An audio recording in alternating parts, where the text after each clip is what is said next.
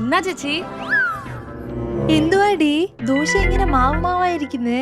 നിനക്ക് അസൂയാടി, നിനക്ക് ഞാനാ നന്നായിട്ട് ഉണ്ടാക്കുന്നേന്ന്. ഇങ്ങനെയാണോ ദോശ ഉണ്ടാക്കുന്നത്?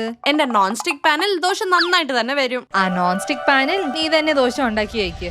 ഞാൻ ഈ 2-in-1 cast iron pan use ചെയ്യും. ശരി, നോക്കാം ഏതിൽ ദോശ നന്നായിട്ട് വരുമെന്ന്. ആദ്യം നോൺ സ്റ്റിക് പാനിൽ മാവ് ഒഴിച്ച് 2 തുള്ളി എണ്ണ ഒഴിച്ചാ മതി. ദോശ ഇങ്ങനെ ഊരി വരും. പക്ഷെ എന്റെ കാസ്റ്റ് അയറിന്റെ മേളിൽ ഓണിയൻ വെച്ച് ഇങ്ങനെ റബ്ബ് ചെയ്താൽ മതി. ദോശ കുക്കായി കഴിഞ്ഞിട്ട് ഇങ്ങനെ ഈസി ആയിട്ട് മേളിലോട്ട് വരും. അങ്ങനെ തന്നെ ഇത് കുറച്ച് ദിവസം യൂസ് ചെയ്ത് കഴിഞ്ഞിട്ട് നോൺ സ്റ്റിക് പോലെ കാണും. നിന്റെ കാസ്റ്റ് അയറിന് സീസണിങ് എല്ലാം ചെയ്യണം. പക്ഷെ എന്റെ നോൺ സ്റ്റിക് പാനിന് അങ്ങനത്തെ ഒന്നും ആവശ്യമില്ല ചേച്ചി. പക്ഷെ കാസ്റ്റ് അയറിനിൽ ഹീറ്റ് യൂണിഫോം ആയിട്ട് സ്പ്രെഡ് ആവും. സോ ദോശ ഈവൻ ആയിട്ട് കുക്കായി ക്രിസ്പി ആയിട്ട് വരും. പിന്നെ നിന്റെ പാനിൽ കുഴപ്പമില്ല, ഒരറ്റം വരെ നന്നായിട്ട് തന്നെ വരും. മതി കണ്ടാ തന്നെ മനസ്സിലാവുന്നുണ്ട്. ഇനി ഈ പാനെ ഇങ്ങനെ ഫ്ലിപ്പ് ചെയ്താ ഇതിന്റെ മേളിൽ പന്നീർ ആൻഡ് ചിക്കൻ ഒക്കെ ഗ്രിൽ ചെയ്യാം.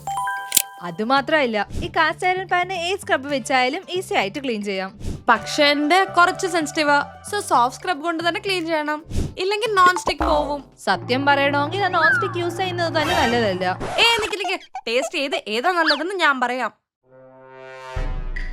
എന്തോ മാവായിട്ടുണ്ട്.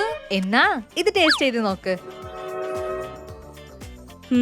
നല്ല ക്രിസ്പി ആയിട്ടുണ്ട് ചേച്ചി. ഞാൻ അപ്പൊ തന്നെ പറഞ്ഞല്ലേ കാസ്റ്റ് അയൺ തന്നെ ബെസ്റ്റ് ആണെന്ന്. ഈ രണ്ടിൽ നിങ്ങൾ ഏത് യൂസ് ചെയ്യുന്നതെന്ന് കമന്റ്സിൽ പറയുക. ഇതിന്റെ ലിങ്ക് ബയോയിലുണ്ട് ആൻഡ് താഴെ ടാഗ് ചെയ്തിട്ടുണ്ട്.